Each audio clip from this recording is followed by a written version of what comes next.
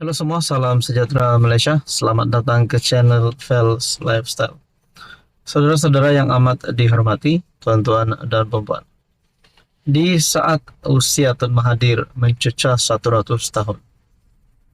Seperti yang kita tahu baru-baru ini, beliau telah dirawat di IJN. Dan akhirnya, berkaitan dengan bicara kes terhadap Zahid Hamidi, ditangguhkan kerana keadaan kesihatan Tun Mahathir.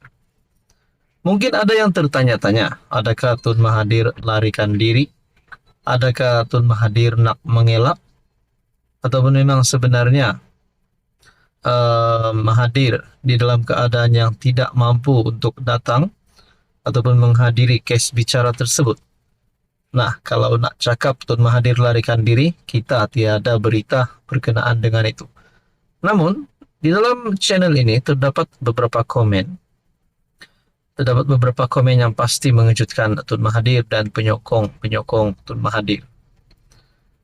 Setelah saya membuat satu pertanyaan, adakah Mahathir larikan diri ataupun larikan diri dari mahkamah? Ini adalah antara beberapa komen yang pasti mengejutkan. Walaupun ada yang cakap Tun Mahathir ni dah kritikal dalam keadaan politik, tak mampu lagi nak lawan Anwar, tiada lagi harapan nak lawan Anwar. Kerana Anwar hari ini menjadi Perdana Menteri dan beliau telah kalah teruk pada PRU15 dan tidak memegang apa-apa jawatan di dalam sebagai wakil rakyat.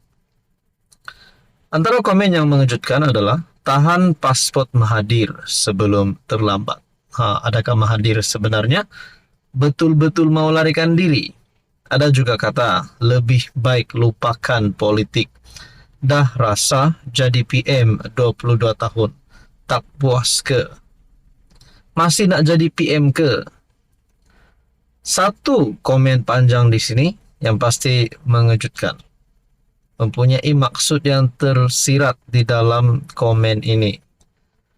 Ya Allah, ya Tuhanku, lanjutkan lagi usia saka orang tua ini supaya dia boleh lihat sendiri kerosakan yang dibuat seperti mana doa arwah Ustadz Fadzil Nur satu masa dulu. Amin. Sekurangnya penduduk dunia boleh melihat dia check-in ke dalam hotel 5 star Sungai Buloh, Kajang. Maknanya, komen ini menyebut bahawa mahu rakyat Malaysia menantikan di mana Mahathir akan ditangkap masuk penjara Sungai Buloh ataupun penjara Kajang. Komen di bawah pula mengatakan, orang tua sudah sampai masanya untuk berhijrah ke alam barzah. Mungkin angka 100 tidak sampai. Kalau nak cakap Tun Mahathir meninggal sebelum angka 100, tidak boleh kita cakap begitu. Kerana ketentuan itu hanya ada bukan manusia yang menentukan. Ajal dan maut bukan manusia yang menentukan. Jadi kalau ada yang tanya, adakah Tun Mahathir meninggal sebelum angka 100? Siapa yang boleh jawab? Dan komen di bawah pula mengatakan, berapa harga sijil sakit saya mau beli. Jadi saudara-saudara, ini adalah antara komen yang bagi saya menyindir. Namun kita doakan Tun Mahathir supaya beliau terus sihat. Tapi kalau nak kata dia nak jadi PM lagi, nak gantikan Anwar, nak tumbangkan Anwar, rasanya adakah dia masih boleh menjadi pilihan rakyat Malaysia di saat usianya yang sudah menghampiri 100 tahun itu? Saudara-saudara, apa komen Anda? Halo semua, salam sejahtera Malaysia. Selamat datang ke channel Fels Lifestyle. Tuan-tuan dan puan, mungkin kita pernah dengar satu perkataan, lompat si katak lompat. Pemimpin-pemimpin politik, bahkan ahli parlimen, ahli Dewan Undangan Negeri di dalam sebuah parti yang lompat parti menyokong parti lawan. Berkaitan dengan ini, baru-baru ini kita telah mendengar salah satu pemimpin yang saya boleh katakan terkenal di dalam UMNO, yaitu adik kepada Presiden UMNO sendiri, Zahid Hamidi, di mana adik Zahid Hamidi disahkan telah masuk parti PAS. Berkaitan dengan ini, tulisan daripada Syabuddin Husin saya sampaikan kepada anda bertarik 16 Oktober. Walau adik masuk PAS, Zaid Hamidi tak tergugat di Bagan Datuk.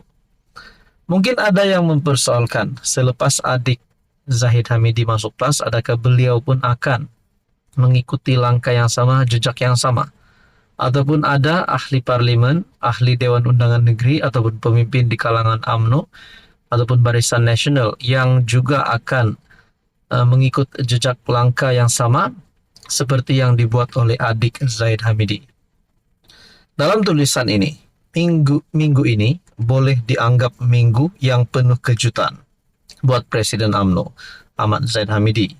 Selepas dikejutkan dengan pendedahan Samsul Iskandar Muhammad Akin berkenaan peristiwa pada malam pengiraan undi PRU 15 yang sedikit sebanyak mencalarkan imejnya kerana digambarkan seolah-olah telah berpakat lebih awal dengan Anwar Ibrahim untuk menubuhkan kerajaan. Timbalan Perdana Menteri itu diberi kejutan seterusnya apabila adiknya pula menyertai PAS. Abdul Hakim Hamidi menyerahkan borang keahlian kepada Presiden PAS, Haji Hadi Awang, di Ibu Pejabat PAS di Kuala Lumpur.